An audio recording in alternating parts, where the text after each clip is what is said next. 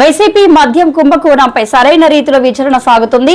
Ration పంపిణీకి MDU వాహనాల వల్ల జరిగిందేం లేదు. కుంకి ఏనుగుల రాకతో మందపుటి ఏనుగుల సమస్యకు పరిష్కారం విమానాశ్రయంలో జాతీయ మీడియాలో మాట్లాడిన ఉప ముఖ్యమంత్రి Pawan Kalyan. We've been requesting. I think last August I went there and I took it. I put my request in front of them, and I think they were very positive from the day one. I think this particular situation to arrive, I think the entire credit should go to Siddaramaiah ji and Ishwar Khandre ji and Deputy CM Shivkumar ji, and I'm grateful for them. And especially the human and elephant conflict is really going quite high. For a lot of lives have been had lost and been losing even recently. Also, few lives had been lost. So I think that would put a check to it. And these 6 elephants, I think 2 are about to come after 2 weeks. 1 got wounded. I think 6 of the out of 6, 4 are coming right now. They are on the way from Chittor. I think they would go. They'll be camped in Kuppam right now in Chittor. So first they would go into the forest and they train the wild elephants and they maneuver their path and make sure that they don't come into the fields and the paddy fields and whatever. It won't hurt the interest of the farmers. I think that's how it is. And Karnataka has around 3,600 elephants and the biggest achievement I can say is it is a very emotional attachment for people of Karnataka. It is like giving their, they say it is like sending their daughters.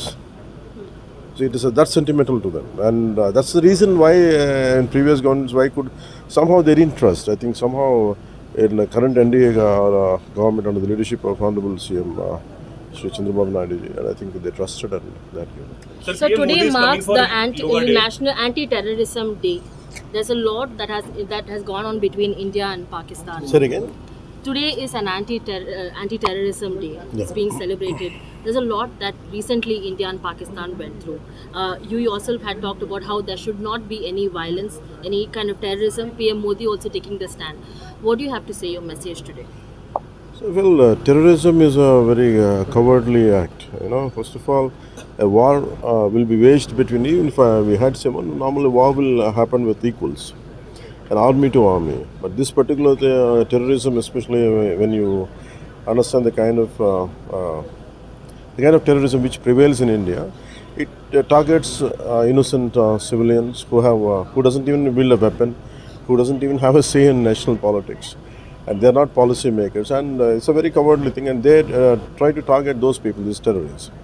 And especially in Jekalaf, the Kashmiri Pandits, how they had been slaughtered and how they had been kicked out of their own land, that is quite tragic. So it's a recurring issue even in the 80s. When Kanishka bombing happened. But what I say, even the other day I was saying, recently also I was saying, if a bullet is fired somewhere else on an innocent civilian, it echoes all through the India. So imagine say some bomb blast happened, some flight in mid-air, it was blasted in, bomb blast happened in Kanishka Airlines. And the pain, still we could feel it in state of Andhra Pradesh, somewhere, especially in East Godavari. I think he was a recipient of Padma Shri Award also. After Modi ji came, he was recognized as, he was given a Padma Shri Award. I think he is Dr. Sankaratri Chandrasekhar. His entire family had been wiped out in Kanishka bombing. So sometimes what happens in Canada, we cannot say like, it doesn't echo with us. No, it gets echoed in entire India. So that's why I think terrorism should, I think we have to put a very strong foot on, we should crush terrorism.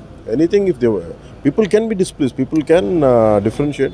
I think they have to find democratic means, not in terms of weapons. But sir, even now we are trying to fight against several anti-elements, be it, we have cross-country borders, people coming in, Rohingyas, other Bangladeshis, other people are also coming in. But verification, all of that kind of takes a toll on cross-checking and seeing who are innocent, who are, anti-social elements. How do you think, be it the state or the center? So I think the problem, I think even the other day, I think the day before yesterday, I think when we interviewed, when you were interviewing, I think my intention was, I think the general thought process at the state level is, any kind of terrorist activities will be handled, but this is a perception even in the public. I don't know exactly how the officials feel, but definitely at the public level, terrorism, any kind of terrorist activity, like in fact Bombay happened. Unless black cats came, states were not prepared. Yeah. Maharashtra state was not prepared. So I feel there should be some kind of very solid mechanism or intelligence where it especially exclusively dedicated to the terrorist sympathizers, sympathizers network, terrorist activities. I think even states should develop that attitude, not just leaving it on the center. Maybe they might be doing it, but I think it's not enough. I think people should, state governments should take internal security as a very serious threat. So PM Modi is coming to Visakhapatnam for the Yoga Day celebrations Yes. in a grand manner next month.